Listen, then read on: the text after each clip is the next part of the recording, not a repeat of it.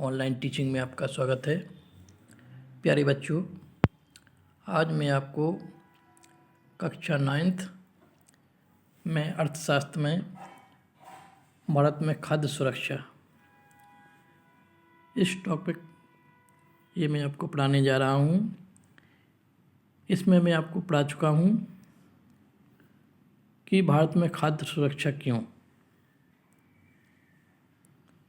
क्या खाद्य सुरक्षा है, क्यों यानी खाद्य सुरक्षा का कार्यक्रम चलाया जा रहा है। इतना ये हो चुका था।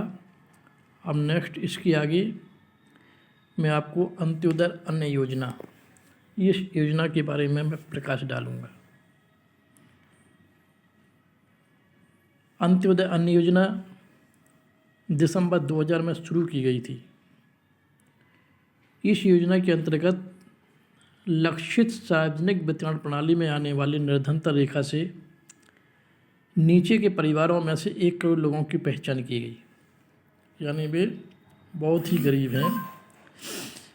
संबंधित राज्य के ग्रामीण विकास विभाग ने गरीबी रेखा से नीचे के गरीब परिवारों को सर्वेक्षण के द्वारा चुना। 2 रुपये प्रति किलोग्राम गेहूं और 3 रुपया प्रति किलोग्राम की अत्यधिक आर्थिक सहायता प्राप्त दर पर प्रत्येक पात्र परिवार को 25 किलोग्राम अनाज उपलब्ध कराया जाएगा। अनाज की यह मात्रा अप्रैल 2002 में 25 किलोग्राम से बढ़ाकर के 35 किलोग्राम कर दी गई। जून 2003 और अगस्त 2004 में इसमें 50-50 लाख अतिरिक्त बीपीएल परिवार को 2 बार जोड़ा गया।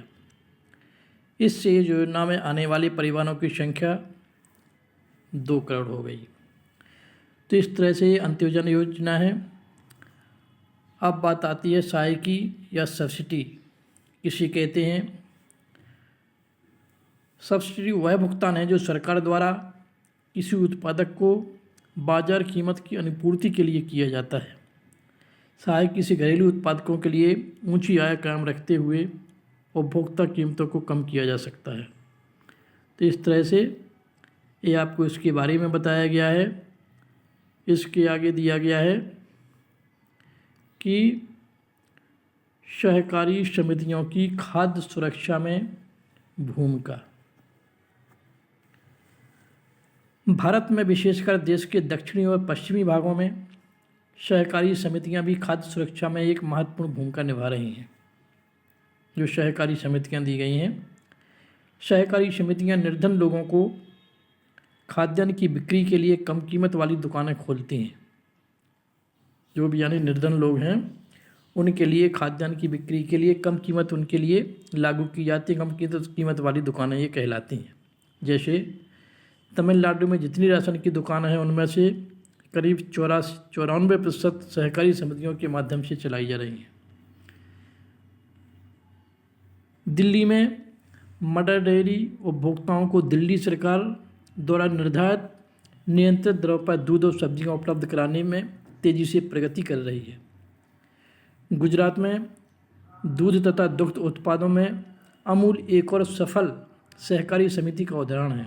आपने सुना होगा अमूल दूध का नाम। इसने देश में श्वेत क्रांति ला दी है। देश के विभिन्न भागों में कार्यरत सहकारी समितियों के और अनेक उदाहरण भी हैं जिन्होंने समाज के विभिन्न वर्गों के लिए खाद्य सुरक्षा सुनिश्चित कराई है। इसी तरह महाराष्ट्र में एकेडमी ऑफ डेवलपमेंट साइंस, जिसे एडीएस कहा जाता है, ने विभिन्न क्षेत्रों में अनाज बैंकों की स्थापना के लिए गैर सरकारी संगठनों के नेटवर्क में सहायता की है। एडीएस गैर सरकारी संगठनों के लिए खाद्य सुरक्षा के विषय में प्रशिक्षण और क्षमता निर्माण कार्यक्रम संचालित करती है। अनाज बैंक अब धीरे धीरे महाराष्ट्र के विभिन्न भागों में खुलते जा रहे हैं। अनाज बैंकों की स्थापना गैर सरकारी संगठनों के माध्यम से उन्हें फैलाने और खाद्य सुरक्षा पर सरकार की नीति को प्रभावित करने में एडीएस की कोशिश रंग ला रही है। एडीएस अनाज बैंक कार्यक्रम को एक सफल और नए प्रकार के खाद्य सुरक्षा कार्यक्रम के रूप में भी स्वीकृति मिली है। प्यारे बच्चों, अब इस पूरे लेसन का सार है भारत में खाद्य सुरक्षा का। इसका सारांश क्या है? किसी देश की खाद्य सुरक्षा तब सुनिश्चित होती है जब उसके सभी नागरिकों को पोषक भोजन उपलब्ध होता है, सभी व्यक्तियों के पास स्वीकार्य गुणवत्ता के खाद्य खरीदने की सामर्थ्य होती है और भोजन तक पहुंचने में कोई अवरोध नहीं होता। निर्धनता रेखा से नीचे रह रहे लोग खाद्य की दृष्टि से सदैव ही असुरक्षित रह सकते हैं, जबकि संपन्न लोग भी आपदाओं के समय खाद्य की दृष्टि में असुरक्षित हो सकते हैं। यद्यपि भारत में लोगों का एक बड़ा वर्ग खाद्य और पोषक तत्वों की असुरक्षा से ग्रस्त है। सबसे अधिक प्रभावित समूह ग्रामीण क्षेत्रों में भूमिहीन और गरीब परिवार, बहुत कम वेतन पाने वाले कार्यों में लगे लोग और शहरी क्षेत्रों में मौसमी कार्यों में लगे अनियत श्रमिक हैं। देश के कुछ क्षेत्रों में खाद्य की दृष्टि से असुरक्षित लोगों की बड़ी संख्या तुलनात्मक रूप से बहुत अधिक है, जैसे आर्थिक रूप से पिछड़े राज्यों में जहां बहुत अधिक गरीबी है, जनजातियों वाले व दूरस्थ क्षेत्रों में और ऐसे क्षेत्रों में जहां प्राकृतिक आपदाएं आती रहती हैं। समाज के सभी वर्गों के लिए खाद्य की उपलब्धता सुनिश्चित करने के लिए भारत सरकार ने सावधानीपूर्वक खाद्य सुरक्षा प्रणाली तैयार की है, जिसके 2 घटक हैं का बफर स्टॉक और खाद्य सार्वजनिक वितरण प्रणाली। सार्वजनिक वितरण के अतिरिक्त कई निर्धनता उन्मूलन कार्यक्रम भी शुरू किए गए हैं, जिनमें खाद्य सुरक्षा का घटक भी शामिल था। इनमें से कुछ कार्यक्रम हैं: एकीकृत बाल विकास सेवाएं, काम के बदले अनाज कार्यक्रम, दोपहर का भोजन, अंत्योदय अन्न योजना आदि। खाद्य सुरक्षा उपलब्ध कराने में सरकारी की भूमिका के अतिरिक्त अनेक सरकारी समितियां और गैर सरकारी संगठन भी हैं जो इस दिशा में तेज़ी से काम कर रहे हैं।